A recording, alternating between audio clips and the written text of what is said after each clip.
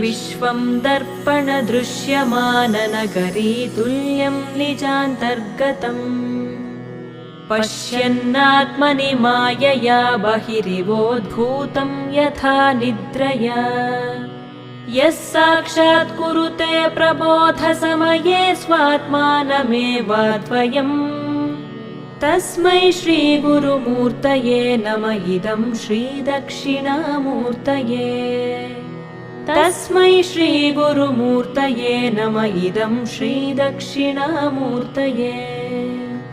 बीजस्यान्तरिवाङ्कुरो जगदिदं प्राङ्निर्विकल्पं पुनः मायाकल्पितदेशकालकलना वैचित्र्यचित्रीकृतम्